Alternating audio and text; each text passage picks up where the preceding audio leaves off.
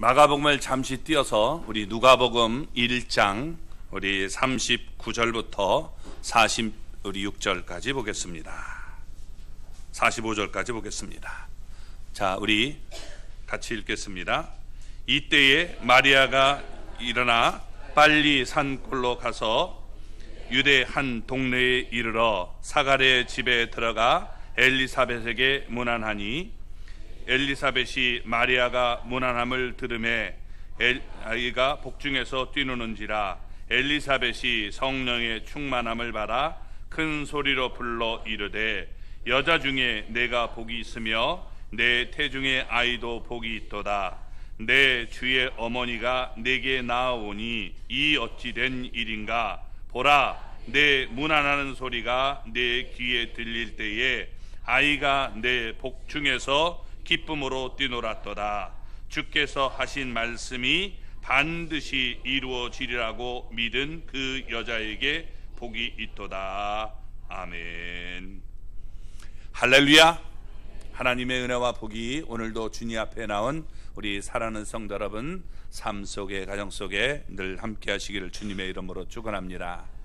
우리 옆에 분 우리 손 붙잡고 서로 우리 이렇게 인사 나눕니다. 당신 때문에 정말 살만 납니다.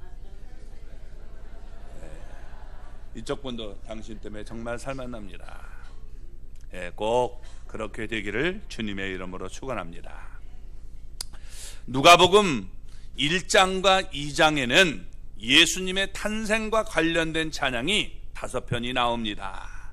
첫 번째 엘리사벳의 찬양이 나오고 마리아에 대한 찬양이 나오고 마리아의 찬양이 나오고 그리고 사가랴의 찬양, 천사들의 찬양, 시몬의 찬양 이렇게 5가지가 나타납니다. 그래서 성탄의 계절을 맞아서 성탄과 관련된 찬양들을 우리가 차례로 살펴보기를 원합니다. 그래서 수요일날도 금요일날도 이렇게 같이 나눠야 우리가 주일 우리 그 크리스마스까지 되리라고 생각이 되어집니다. 그래서 여러분 빠지지 말고 잘 나오시면 좋겠습니다.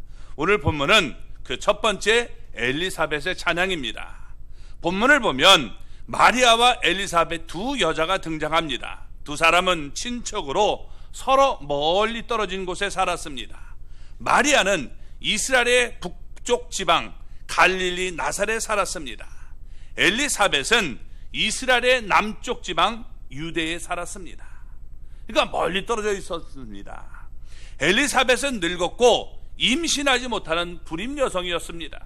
그런데 엘리사벳은 지금 아들을 임신했고 이미 6달이 되었습니다.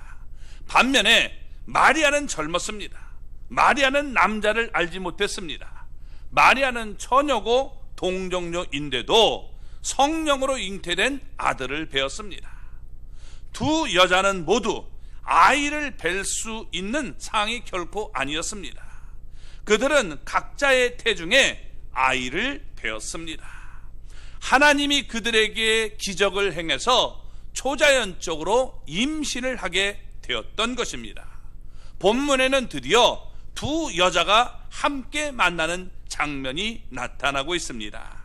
그들은 자신들이 받은 하나님의 은혜와 축복을 서로 나누었습니다. 오늘 이 그 본문 가운데 엘리사벳의 찬양이 나오고 있다는 것입니다. 자, 먼저 우리 39절 말씀을 보겠습니다. 같이 읽어볼까요? 이때에 마리아가 일어나 빨리 산골로 가서 유대 한 동네에 이르러. 아멘. 자, 보면 바로 앞에 가브리엘 천사가 갈릴리 나사렛에 사는 마리아에게 아들을 잉태하고 낳을 것이다 라고 알려주는 내용이 나옵니다. 이 아이는 큰 자로 거룩한 하나님의 아들이라고 일컬어질 것이다 라고 1장 32절에는 말씀합니다. 마리아는 천사의 말을 이해하지 못했기에 천사가 하나의 징표를 주었습니다. 그것은 마리아의 친족 엘리사벳이 아들을 잉태했다는 징표를 준 것입니다. 엘리사벳은 늙었을 뿐만 아니라 본시 임신하지 못한다고 알려진 여자였기 때문입니다. 그런데도 엘리사벳이 아들을 배었고 이미 6달이 되었다는 겁니다. 하나님이 기적을 베풀어 주신 것이죠. 마리아는 천사의 말을 의심하지 않았지만 믿음을 더욱더 확고하게 하기 위해서 직접 가서 보고 확인하기를 원했습니다. 그래서 마리아는 엘리사벳을 만나러 가려고 일어나 빨리 산골로 갔다라고 오늘 말씀하고 있는 것입니다. 이스라엘은 산이 많습니다. 우리나라도 산이 많지만 이스라엘은 더 많아요. 이 유대인들은 이 동네를 만들 때 흔히 이 산 위에 만듭니다. 예루살렘도 산 위에 있고 나사렛도 산 위에 있습니다. 헤브론도 산 위에 있습니다. 다 동네마다 여러분 산들에 있습니다. 물론 저 광야 쪽으로 날아가면 그렇지 않지만 여러분 이렇게 산이 많습니다. 마찬가지로 마리아가 찾아간 이 동네도 유대의 산골에 있었습니다. 그 산골은 유대의 산골인데 예루살렘 근교에 있는 산골이었습니다. 갈릴리 나사렛에서 예루살렘까지는 거리가 여러분 100km가 훨씬 더 넘습니다. 뭐 150km 정도라고 말하는 사람도 있어요. 따라서 그 당시 이 3, 4일 정도 걸리는 먼 여행길을 떠났던 것입니다. 그렇지만 마리아는 먼 길을 마다하지 않고 부지런히 찾아갔습니다. 그만큼 마리아는 그의 친족 엘리사벳을 만나서 천사가 말한 징표를 직접 확인해 보고 싶었습니다. 자긴 천연대 아들을 낳을 것이라니까 이게 어떤 일이 말이 안 된다 생각했지만 그걸 믿지 못할 때 징표를 네 친족도 낳을 수 없는 여자인데 아이를 낳게 됐다라고 하니까 그걸 확인해 보고 싶었던 것입니다. 자, 그래서 마리아는 엘리사벳이 사는 동네에 드디어 이르게 되었습니다. 자, 40절 말씀을 보겠습니다. 사가랴의 집에 들어가 엘리사벳에게 문안하니. 아멘. 자, 우리말 문안은 그저 안녕하세요 이렇게 보통 안부를 묻는 것이 바로 우리가 여러분 문안이라고 생각을 합니다. 그런데 우리 성경에 나오는 문안은 원래는 포용한다, 포옹한다, 환영한다 이런 말로 되고 그저 우리가 인사를 그냥 하는 그런 정도가 아니라 깊은 대화를 나누는 것을 문안한다라고 말하고 있는 것입니다. 출애굽기 18장 7절과 8절을 보면 모세가 그의 장인 이드로에게 문안을 하는데 모세는 이드로에게 절을 했고 그에게 입을 맞췄습니다. 그러니까 입과 입을 맞추는 게 아니라 비주라고 하죠. 옆에다 대고서 이렇게 하는 겁니다. 그래서 이렇게 얘기를 합니다. 자, 함께 장막에 들어가서 모세에게 일어났던 일을 상세하게 지금 이드로에게 고하게 됩니다. 이것이 바로 전통적인 문안인 것입니다. 이와 똑같은 방식으로 마리아도 엘리사벳에게 문안을 했던 것입니다. 자기의 일어났던 일을 소소하게 알리는 거죠. 이게 바로 문안이라고 얘기했습니다. 그래서 여러분 이렇게 지금 자세하게 말을 했을 것입니다. 마리아의 말을 듣고 난 후에 엘리사벳도 자기에게 일어났던 일을 마리아에게 모두 다 들려주었을 것입니다. 아마 엘리사벳은 임신한 지 6개월이 됐으니까 이미 불룩해진 그녀의 이 배를 보여주면서 내 배를 봐 이렇게 얘기했을 것입니다. 그런데 그때 사가랴는 이 말을 못하게 됐기 때문에 들을 수도 없게 되었기 때문에 다른 사람이 하는 말 들을 수가 없었습니다.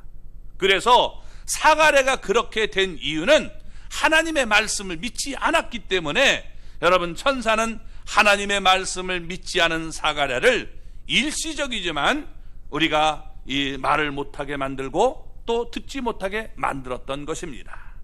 자, 그러므로 그때 마리아는 엘리사벳에게 문안을 할 수가 없었습니다. 엘리사벳에게 문안할 수밖에 없었어요. 사가랴는 말할 수가 없었고 이 엘리사벳에게 문안을 하게 된 것입니다.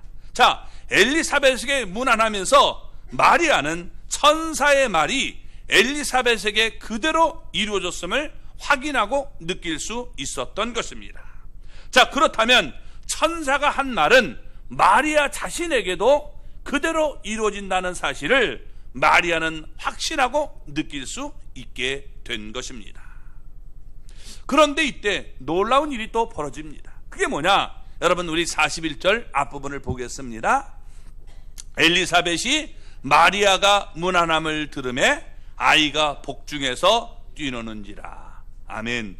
지금 마리아가 엘리사벳에게 문안할 때 엘리사벳은 마리아가 하는 말을 그대로 믿을 수 있었던 것입니다. 왜냐하면 자기도 지금 똑같은 기적을 체험하고 있기 때문입니다. 나에게도 이 놀라운 일이 지금 일어나고 있기 때문에 그걸 지금 깨닫고 있는 겁니다. 바로 그때 엘리사벳의 복중에 있는 아이가 배 안에서 막 뛰어노는 겁니다.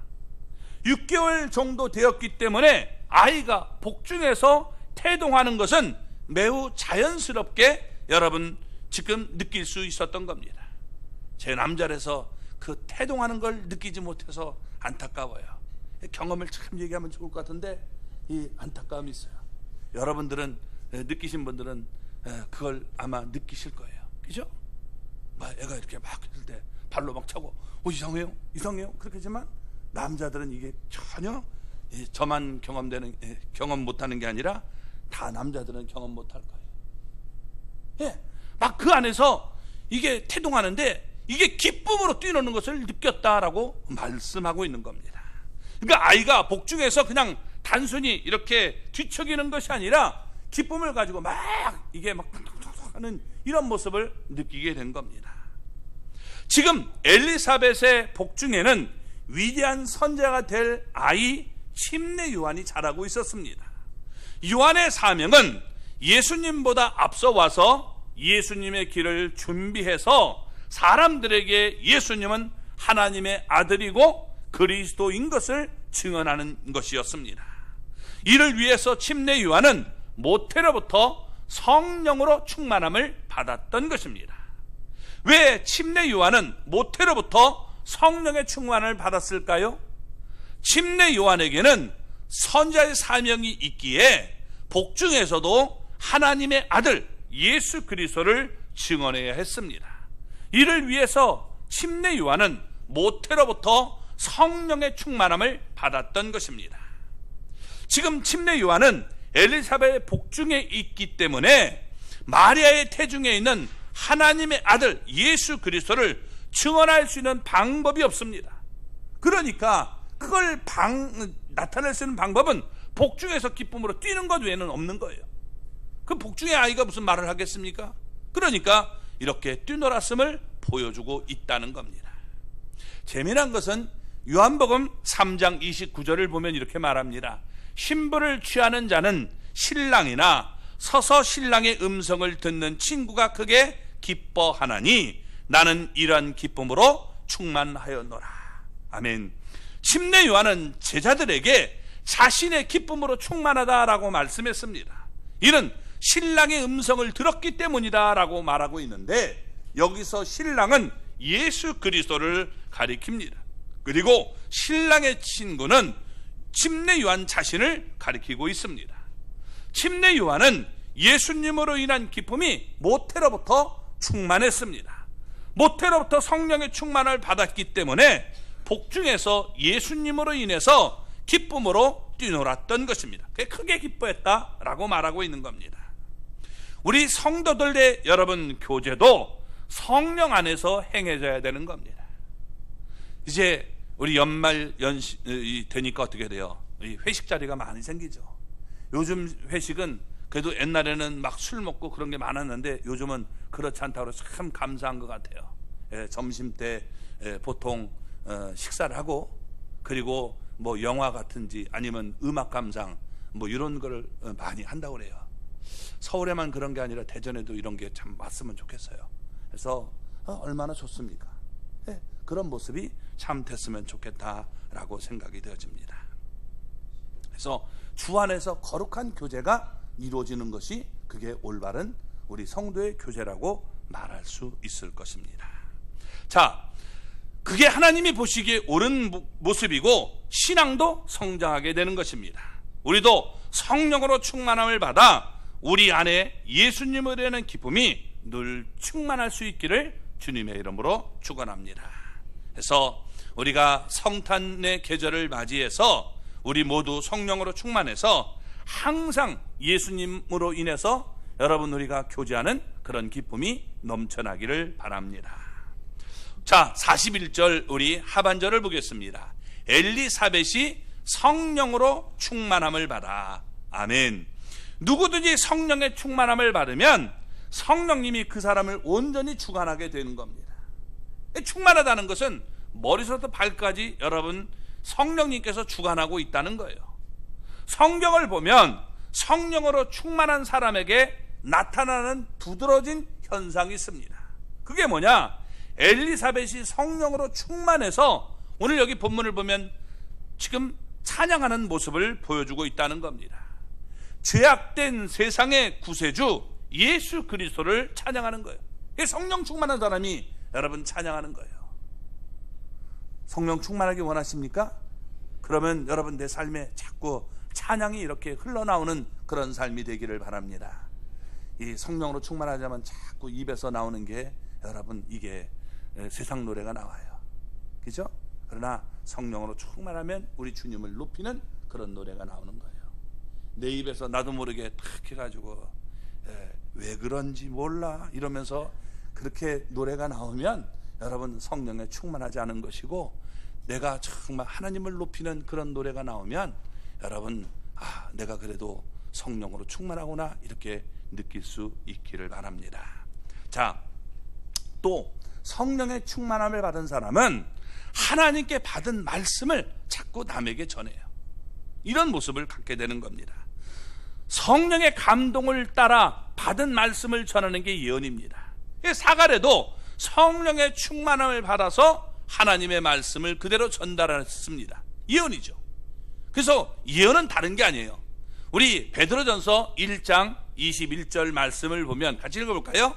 예언은 언제든지 사람의 뜻으로 낸 것이 아니요 오직 성령의 감동하심을 받은 사람들이 하나님께 받아 말한 것입니다. 아멘. 여기서 예언은 하나님께 받은 말씀을 그냥 전달해 주는, 선포하는 거예요. 그게 바로 예언이 되는 겁니다. 그래서 이게 예언도 되고 우리가 전도도 되는 이런 모습을 볼 수가 있다는 겁니다. 자, 엘리사벳은 성령으로 충만함을 받았습니다. 그 결과 성령의 감동으로 하나님께 받은 예언, 곧 하나님의 말씀을 선포했습니다. 엘리사벳의 입에서 나오는 예언을 통해서 마리아는 또다시 천사의 말을 확인할 수 있게 된 것입니다. 그게 뭐냐? 네가 정말 복된 사람이다 라고 지금 말씀해 주고 있는 겁니다. 자, 오늘 여기 42절 말씀을 보겠습니다. 큰 소리로 불러 이르되 여자 중에 내가 복이 있으며 내 태중의 아이도 복이 있도다. 아멘. 여기 큰 소리로 불렀다 하는 말은, 이 말은 헬라어로 아나 이 포네오라고 되어 있는데, 아나라는 말은 위로라는 말이에요. 위로. 포네오라는 말은 부르짖었다라고 말하고 있는 겁니다. 그러니까 위를 향하여 부르짖었다라고 말하고 있는 거예요. 하나님께 부르짖는 이 모습을 지금 얘기하고 있는 거예요. 자, 그러면서 성령의 충만을 받은 엘리사벳은 목소리를 크게 높여 지금 우리 하나님 나라를 향하여 크게 선포하고 외치는 모습을 보여주고 있습니다. 그의 마음이 그만큼 감격스럽기 때문에 말하고 있는 것입니다. 하나님의 말씀이 분명히 받은 말씀이 전해지기를 지금 원하고 있는 것입니다. 그래서 엘리사벳의 외침은 하나의 우리가 축복송 또 찬송이 되는 것입니다. 그의 찬양에 나오는 축복의 대상은 네 가지로 지금 나타나고 있습니다. 먼저 마리아를 얘기하고 있습니다. 두 번째는 마리아의 태중의 아이, 세 번째는 엘리사벳 자신, 그리고 네 번째가 하나님의 말씀을 믿는 사람들을 지금 얘기하고 있습니다. 먼저 마리아가 하나님 앞에 지금 복을 받았다라고 찬양하고 있습니다. 뭐라고 얘기합니까? 여자들 중에 내가 복이 있으며 라고 말합니다. 우리 성경은 그냥 여자 중에라는데 원문은 복수형으로 되어 있어요. 여자들 중에. 여자들 중에 내가 복이 있다. 이게 무슨 얘기냐면 히브리어로 볼 때 최상급 여러분 표현이 되는 겁니다. 그래서 이렇게 표현을 하는 거예요. 노래들 중에 노래, 그게 무슨 노래겠어요? 최고의 노래죠. 최고의 노래가 뭘까요? 최고의 노래? 그게 아가서예요. 아가서. 그래서 아가서가 우리가 이럴 때 노래 중에 노래라고 우리가 되는 겁니다. 또 거룩한 곳 가운데 거룩한 곳, 그게 뭘까요? 지성소. 지성소를 그렇게 표현하는 거예요. 여자들 중에 여자, 네가 최고의 여자다 이거예요. 이해되셨죠? 이렇게 최상급으로 지금 말하고 있는 겁니다.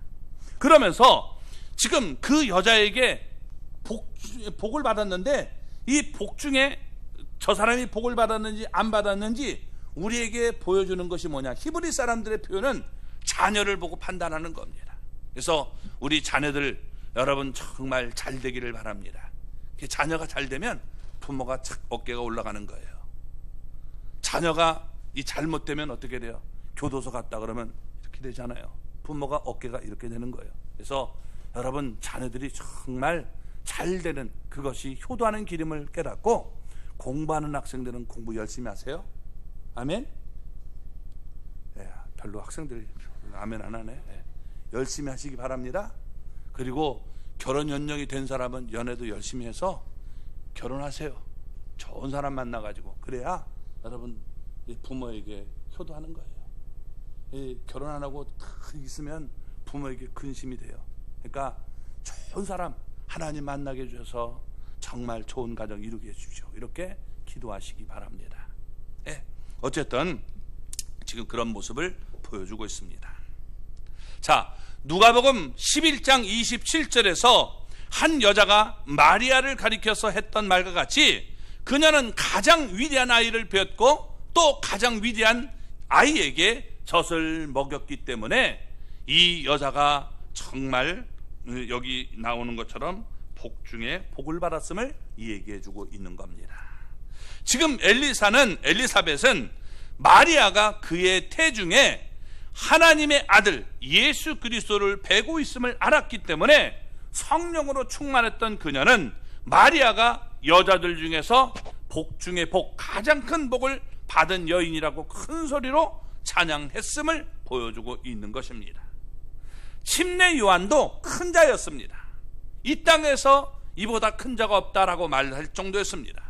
엘리사벳도 하나님의 은혜와 축복을 크게 받았음이 분명하지만 예수님과는 감히 비교가 될 수 없는 것입니다.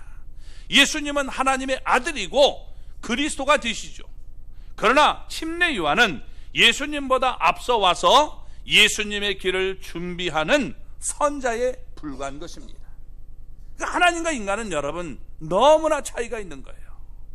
예수님은 하나님이시지만 침례 요한은 사람의 피조물에 불과한 것입니다. 그래서 성경은 언제나 예수님은 하나님이심을 말씀해 주고 있는 거예요. 왜? 하나님이 되신 이유는 인간들은 다 죄인이에요. 저도 죄인이고 여러분도 죄인이에요. 그러니까 죄인이 죽어봐야, 다른 사람을 위해 죽어봐야 소용이 없어요. 구원시킬 수가 없는 거예요. 죄를 용서할 수가 없어요. 인간은, 모든 이 땅의 인간은 죄인이기 때문에 죽어봐야, 다른 사람을 위해 죽어봐야 구원자가 될 수 없다는 거예요. 죄 없는 분은 하나님밖에 없어요. 근데 하나님은 여러분 어떻게 돼요? 육체를 가질 수가 없죠. 영이기 때문에. 그래서 그 하나님이 인간으로 이 땅에 여러분 이렇게 내려오신 겁니다. 그래서 그분이 우리의 모든 죄를 짊어지고 죽으셨음을 성경은 얘기하고 있는 거예요. 그래서 예수님만이 구세주가 되심을 우리에게 보여주고 있는 겁니다. 이 땅에는 많은 뛰어난 분들이 많이 있었지만, 공자님도 석가님도 다 훌륭하지만 여러분 그분들은 인간에 불과한 것이고, 오직 예수님만이 하나님, 그분이 인간으로 이 땅에 오셔서 우리의 죄를 짊어지고 죽으심으로 우리를 용서하시고 하나님의 자녀로 삼으시고 또 천국으로 인도하는 그것을 말씀해 주고 있는 겁니다. 그러니까 감히 비교가 될 수 없음을 얘기해 주고 있는 겁니다. 그래서 이단들은 예수님이 하나님이 아니라고 가리키는 거예요. 그래서 여러분 여호와의 증인, 버스 탈 때 보면 그 여호와의 증인 요 가판대 앞에 이렇게 있어가지고 쫙 거기 책 같은 거 해놓고 있죠. 여호와의 증인이 그게 예수님은 하나님이 아닌 것을 얘기합니다. 그래서 이단이 되는 거예요.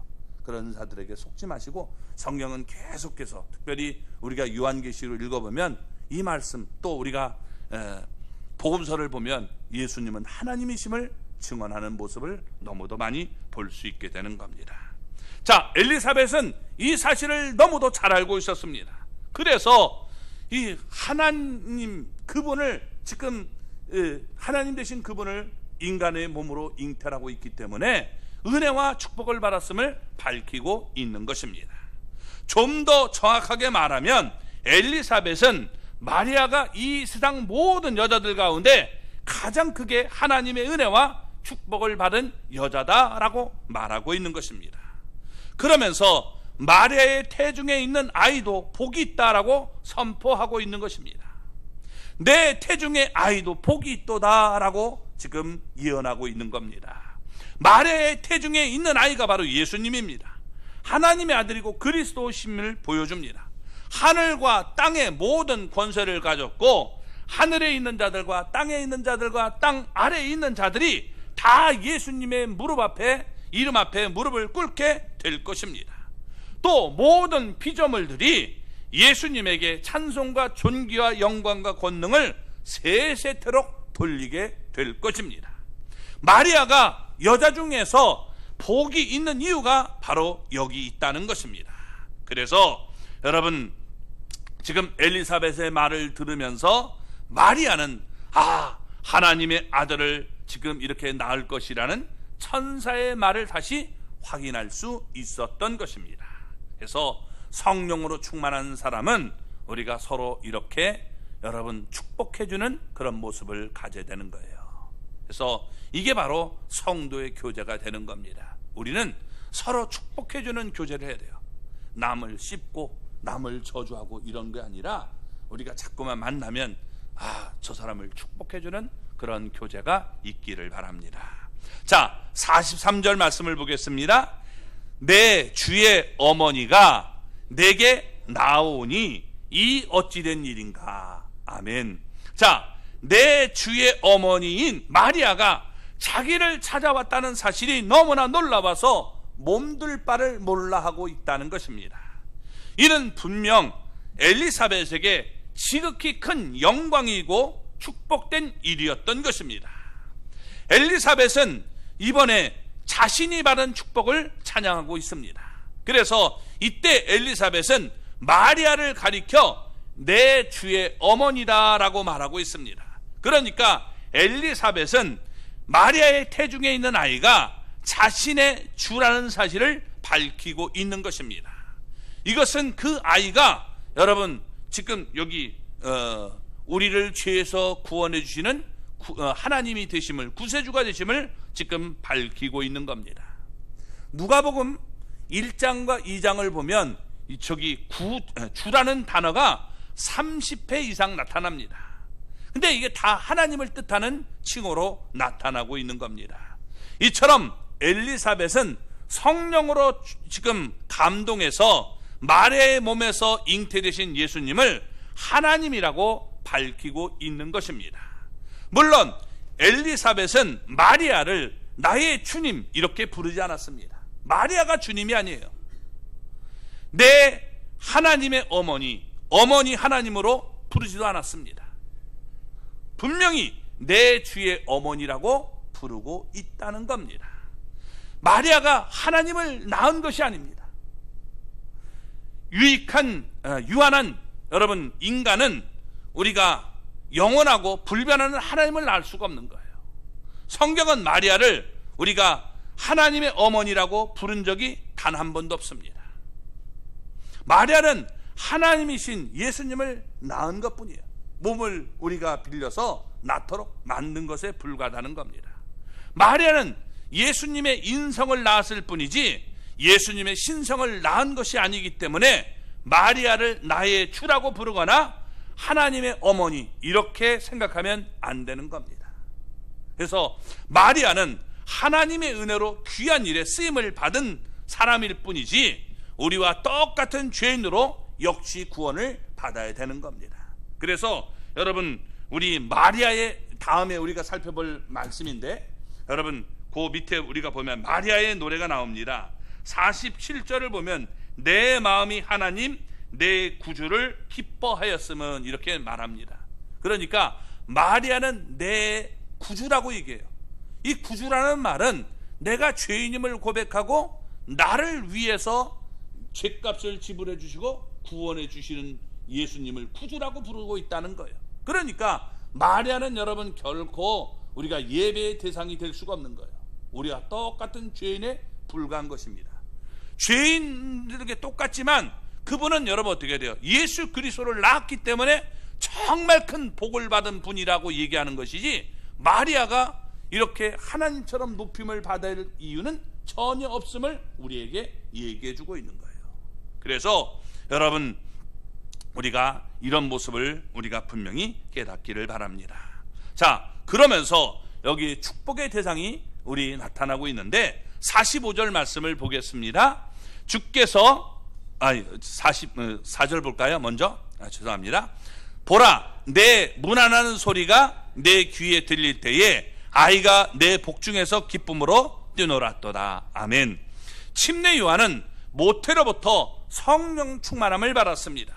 그래서 침례 요한은 마리아의 태중에 있었기 때문에 자기 앞에 있는 하나님의 아들 예수 그리스도를 증언하기 위해서 엘리사벳의 복중에서 기쁨으로 이렇게 뛰놀았음을 보여주고 있는 겁니다. 이때 엘리사벳도 성령으로 충만함을 받아서 여러분, 지금 그 복중의 아이가 지금 이 태동했음은 자연적인 현상이 아님을 알았고 예수 그리스도를 증언하기 위해서 복중에서 기쁨으로 뛰는다라고 지금 깨달았던 것입니다. 그래서 이런 모습을 보여주고 있는 거예요. 여기서 우리가 하나 느낄 수 있는 것은 자녀를 잉태한 어머니는 더욱 주님을 여러분 가까이 해야 돼요. 그래야 태중의 아이가 그 안에서 여러분 주님을 만나고 기쁨으로 뛰노는 모습을 보여주고 있는 거예요. 자꾸만 세상 것으로 우리가 채우려고 하지 말고, 내가 내 아이를 정말 배웠다면 여러분 주님을 가까이 하는 그런 사람이 되기를 바랍니다. 그때 그 아이가 복중에서 이렇게 기쁨으로 뛰놀고 더욱더 주님 앞에 귀하게 쓰임받는 사람이 되는 것입니다. 자, 그러면서 여기 45절 말씀을 보겠습니다. 주께서 하신 말씀이 반드시 이루어지리라고 믿은 그 여자에게 복이 있도다. 아멘. 자, 물론 여기서 말하는 그 여자는 1차적으로는 마리아를 얘기합니다. 사가랴는 믿지 못해서 한동안 벙어리와 여러분 우리 이 귀머거리로 지금 지내야 했습니다. 그러나 마리아는 믿었기 때문에 그녀에게 복이 있다는 겁니다. 그런데 그때 엘리사벳은 44절의 말씀과 달리 2절, 지금 2인칭을 사용해서 믿은 너에게라고 말하지 않았다는 거예요. 믿은 너에게 복이 있다, 믿은 너가 복이 있다, 이렇게 말하지 않았습니다. 여기 믿은 그 여자에게 하면서 3인칭으로 사용하고 있는 겁니다. 여러분, 내 앞에 있는 사람과 얘기를 할 때 믿은 그 여자라고 말할 수가 없잖아요. 그러니까 이 말은 뭐냐? 누구든지 하나님의 말씀을 믿으면 믿는 사람에게 복이 있다는 사실을 우리에게 들려주고 있는 것입니다. 마리아는 하나님의 말씀을 믿어서 복을 받았습니다. 성령으로 충만한 이들은 서로를 축복해 주었던 것입니다. 이것이 성도의 교제가 되는 것입니다. 마리아는 하나님의 말씀을 믿고 순종했기 때문에 하나님의 말씀이 그에게 그대로 이루어졌던 것입니다. 그러니까 마리아는 이 사실을 우리에게 보여주는 하나의 본보기가 되고 있는 거예요. 하나님의 말씀을 믿고 받아들이면 그 말씀이 내 속에 들어와서 여러분 그것이 반드시 역사에서 그대로 된다는 사실을 보여주고 있는 거예요. 이런 복이 우리 안에 있기를 주님의 이름으로 축원합니다. 믿지 않으면 안 되는 거예요. 그래서 여러분, 이 사가랴는 믿지 못했기 때문에 안타까운 모습이 있었고, 믿었기 때문에 이렇게 복된 모습을 보여주고 있는 겁니다. 그래서 우리 성도는 하나님의 말씀을 내가 믿고 순종함으로 하나님의 놀라운 역사가 우리의 삶 가운데 나타날 수 있기를 바랍니다. 오늘 여러분, 우리도 하나님의 말씀이 내게 이렇게 들려올 때 그걸 믿음으로 받아들여야 돼요. 하나님께서 나를 사랑하셔서 나에게 예수 그리스도를 주시고, 이 예수 그리스도를 통해서 나의 모든 죄를 용서하시고 하나님의 자녀로 삼기를 원한다는 사실을 믿으면 내가 여러분 하나님의 자녀가 되고 구원받지만, 믿지 못하면 여러분 그건 도리가 없는 거예요. 아무리 착하게 사는 것 같아도 여러분 지옥이 기다리고 있다는 겁니다. 그래서 우리는 이런 복된 모습으로 살아갈 수 있는 하나님의 사람이 되기를 바랍니다. 우리도 성령에 충만해서 여러분 주님 안에서 아름다운 교제를 이루고 하나님의 말씀을 우리가 다른 사람과 교제를 통해서 나누고 전할 수 있는 우리 모두가 되기를 바랍니다. 크리스마스는 다른 게 아니에요. 여러분, 예수 그리스도를 우리가 세상에 전하는 것입니다.